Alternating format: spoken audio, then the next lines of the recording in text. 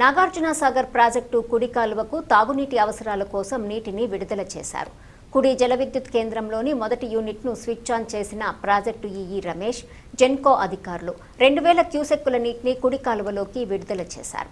తాగునీటి అవసరాలను దృష్టిలో ఉంచుకుని కుడి కాలువకు మొత్తం 8 టీఎంసీల నీటిని విడుదల చేయనున్నట్లు అధికారులు తెలిపారు. ఈ నీటితో కుడి కాలువ పరిధిలోని చెరువులు, కుంటలను నింపుకొని ఆయా ప్రాంతాల్లో తాగునీటి అవసరాలకు వినియోగించుకోవాలని సూచించారు.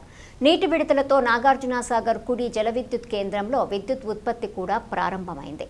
తాగునీటి అవసరాల కోసం సాగర్ జలాలను విడుదల చేయడంతో మాచర్ల నియోజకవర్గంతో పాటు కుడి కాలువ పరిధిలోని ప్రజలకు ఉపశమనం లభించనుంది. చెరువులు, కుంటలకు నీటిని మళ్లించి నిల్వ చేసుకోవడంతో రానున్న రోజుల్లో తాగునీటి సమస్యను అధిగమించేందుకు అవకాశం ఉంటుందని అధికారులు పేర్కొన్నారు. నాగార్జునసాగర్ రైట్ కెనాల్ పరిధిలో తాగునీటి సమస్య తలెత్తడం వల్ల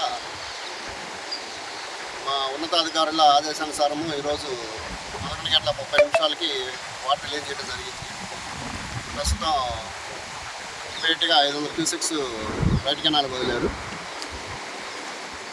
దీన్ని మన 5 జిల్లాలకు సంబంధించి 442 చెరువులు ఆర్డబ్ల్యూఎస్ మరియు పిహెచ్ ట్యాంక్ నింపుకోవడానికి పర్పస్ కోసమే విడుదల చేస్తున్నాము. ఇటువంటి పరిస్థితుల్లో పంటలకు ఉపయోగించడానికి వీలు లేదు. దీనికి గాను మన కలెక్టర్ గారి ఆదేశానుసారము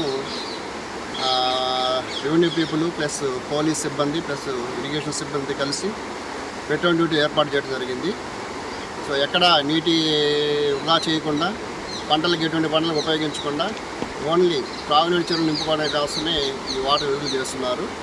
దీని మీద అధికారులందరూ అప్రమత్తమై కాలువ వెంట తిరుగుతూ ఈ నీటిని సద్వినియోగం చేసుకొని ఆల్ హెల్త్ ట్యాంక్స్ మరియు పబ్లిక్ హెల్త్ ట్యాంక్స్ నింపి తాగునీటి ఎద్దడిని నివారించగలమని మేము సంస్ఫూర్తితో పనిచేస్తూ ఈరోజు ఈ వాటర్ విడుదల చేయడం జరిగింది.